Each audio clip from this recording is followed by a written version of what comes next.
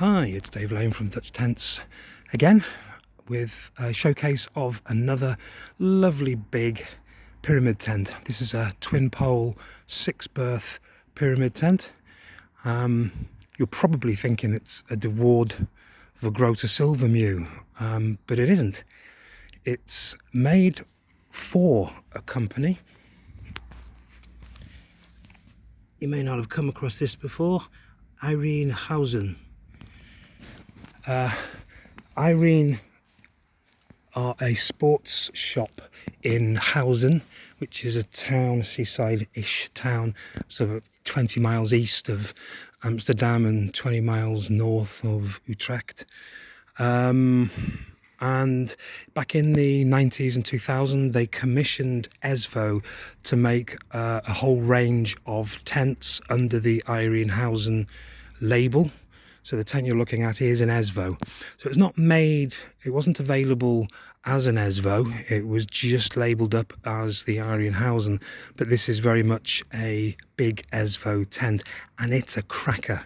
It's without question better than I think any of the big ESVOs that ESVO were making for their own market at that period. It's got 3 inner tents with woolen floors. The front section you're looking at, which has the appearance of 2 side wings and a sun canopy, is actually an all-in-one unit that zips to the tent, and it fully closes down, as we will see in a minute. Let me just pop inside and show you these inner tents. So I've got 2 of them in. Lovely wool rich carpet in all great condition. And inside the middle section, so you'll get a double airbed inside there. And then there is the last one for this section. So the whole tent is big, 4 meters wide, 4 meters deep. So we've got a big living space here as well. Vents at the side, and there's one at the back. Lots and lots of space. Having a look at the roof, you can see the 2 poles and the supporting roof section, and the inner tents hang from that, all 3 of them. Going round, we have a very tall door, a good 190 or probably more like 2 meters tall, with I've commented on these curtains before, these weird designed curtains that ESVO did in the sort of 70s, 80s, 90s, 2000s. It doesn't come up to the top gauze, but it's just a privacy curtain really that you can, there's one on the other one on the table for the other door that's zipped up.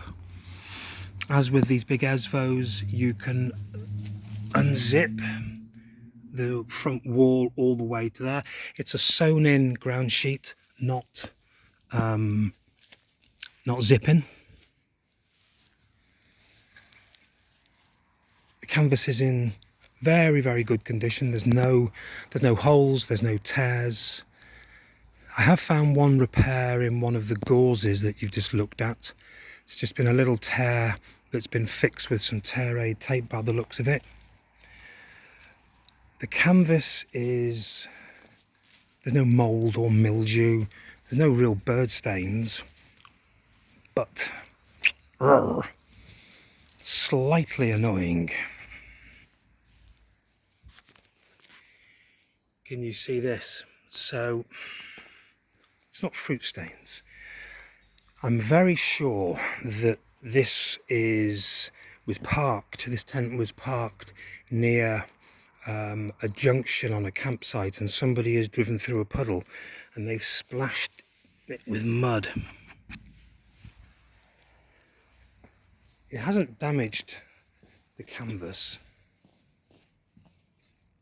but I would say, to be completely transparent, you can just about make out some very light staining there. Again, there, it's just surface mud. If I pour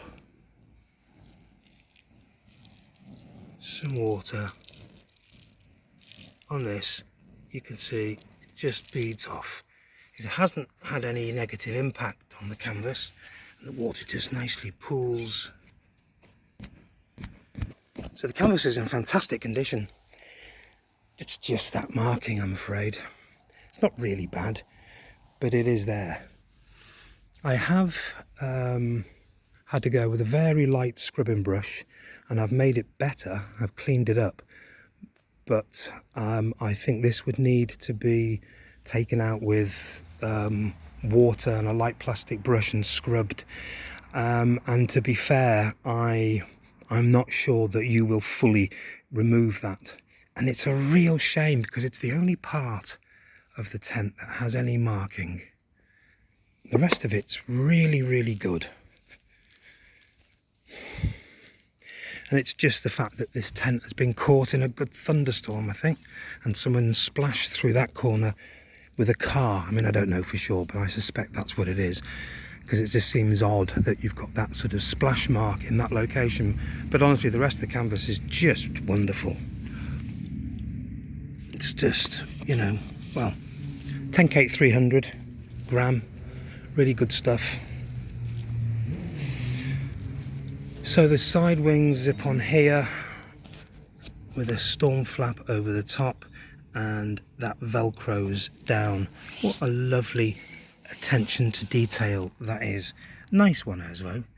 That's definitely what you'd expect to find on something like a Hulk camper or a DeWard. But look at that. So that side wing does zip in. There's the zip. Lovely workmanship. Really, really nice. So you can see the sun canopy is all up. And then if you drop the front canopy poles, as you can see, it all zips down at the front. Now, in here, along that edge, on the front edge of the tent's built-in porch, there is also a crossbar.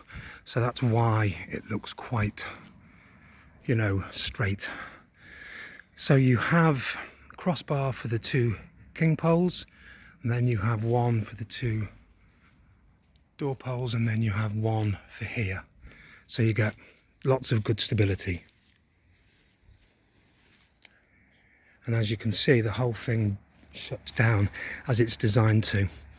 So as you'll see if you look at my advert on my Facebook page, Dutch Tents for Sale, you'll note there is a picture there showing the tent without the front canopy on, and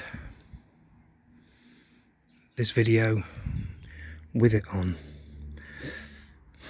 Just wondering, you know,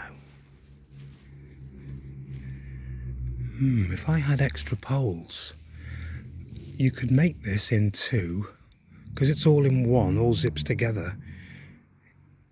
You could unpeg the side wings and lift the front canopy, or even unzip it from there and make it into a back cave configuration. You would put a pole through there, you would put a rope through there at the door. Yeah, you could make this into a look like a variolifle. Wouldn't be quite the same, but this is, I think this could be a little bit more universal than it was even designed to be, actually. Yeah, that would definitely work. But anyway, sorry, I've gone off on a on a little flight of fantasy. But you can see you get lots of big, wide covered space. If I can avoid tripping over the poles. Unzip that, and back inside here, sitting down, you can see we've got lots of big covered space. Fantastic if the wind and weather changes and the rain comes belting in from the front. You are in here nice and secure, and you can have this as your little doorway. Lovely, really. or you can just go inside.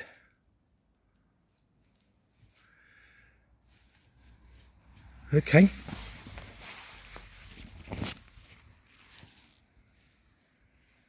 So there we are. Oh, by the way, I should have mentioned the model name of this tent is a schooner. Irene Huizen had all their range named after types of boat. So in English that would be a schooner. Incredibly deward-like. Did I give you an idea of the rear scale? I'm not sure if I did, I may have done earlier on. But this is big. This isn't a small tent. This is a big, you know, this is the size of a Deward for Groat Silver Mew for sure. If it wasn't for that pesky marking there, then this would just be in really good condition with just a few little mud marks that need cleaning off. So other than those stains, as I've said, this tent's a cracker. Nothing wrong with it, nothing's broken, everything's there. There's no holes, there's no repairs, there's no tears. All the zips are good, all the poles are good, all the guy lines, all the pegs, everything. It will come with a new set of rubbers, so if the rubbers on these side wings perish, you'll have spares. Okay, I think that's it really. Thank you very much for your time.